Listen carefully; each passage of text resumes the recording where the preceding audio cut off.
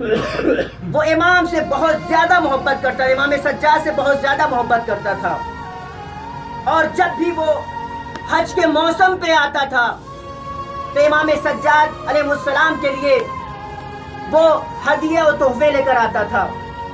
ہر سال وہ ہدیے و تحفے لے کر آتا تھا حج کے موسم میں۔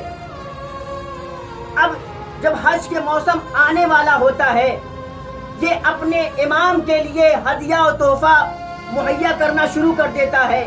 ایک مرتبہ اس کی زوجہ کہتی ہے کہ میں نے یہ دیکھا ہے کہ جب بھی حج کا موسم آتا ہے آپ کسی نہ کسی کے لیے تحفے لے کر جاتے ہیں، مگر اس تحفے کے عوض کچھ نہیں لے کر آتے۔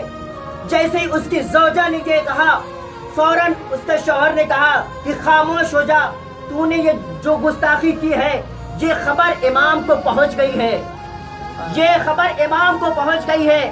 اب جب یہ حج کے موسم میں آئی، اس نے حج کے مراسم کو انجام دیا، اور حج کے مراسم کو انجام دینے کے بعد آیا امام سجاد کے خدمت میں، اور کیا دیکھا، امام غذا تناول فرما رہے ہیں، امام غذا تناول فرما رہے ہیں۔ ایک مرتبہ اس شخص سے کہتے ہیں امام کہ آ کر میرے ساتھ غذا تناول فرما لے۔ وہ آیا، آنے کے بعد مولا کے ساتھ غذا کھا رہا ہے، اور جب غذا تمام ہو گئی امام سجاد نے کہا کہ اے غلام جا کر تشت لے کر آؤ۔ وہ غلام آیا، آنے کے بعد تشت لے کر آیا۔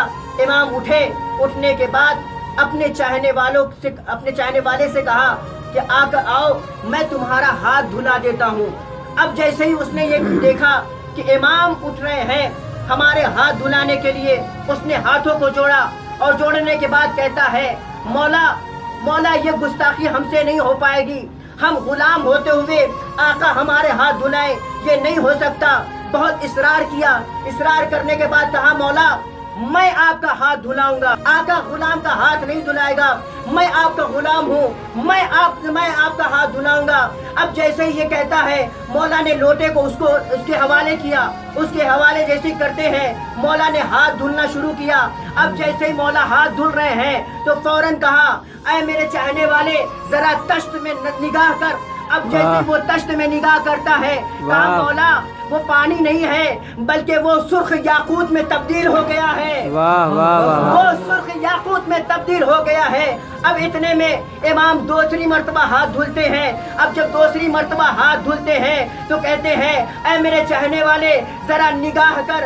اب جیسے ہی نگاہ کیا تو کیا دیکھا، کہا کہ یہ تو سبز یاقوت میں تبدیل ہو گئے ہیں۔ اب جیسے تیسری مرتبہ جب امام ہاتھ دھلتے ہیں، ہاتھ دھلنے کے بعد جب تشت پر ہو گیا، پانی سے جب پر ہو گیا، ایک مرتبہ امام کہتے ہیں کہ اے میرے چاہنے والے ذرا تشت میں نگاہ کر، سارا تشت موتیوں سے پر ہو گیا ہے۔ اب جیسے وہ شخص تشت میں دیکھتا ہے، کیا دیکھتا ہے، پورا تشت موتیوں سے بھر چکا ہے۔ ایک مرتبہ کہتا ہے کہ مولا میں نے موتیاں تو دیکھی ہیں مگر جس طرح سے تشت میں موتی ہے میں نے ایسی موتی کبھی نہیں دیکھی۔ اتنے میں امام مسکرائے، مسکرانے کے بعد کہتے ہیں اے میرے چاہنے والے جا کے اپنی زوجہ سے کہہ دے کہ میرا امام غریب نہیں ہے، ہمارا امام امیر ہے۔ صلوات محمد و آل محمد پر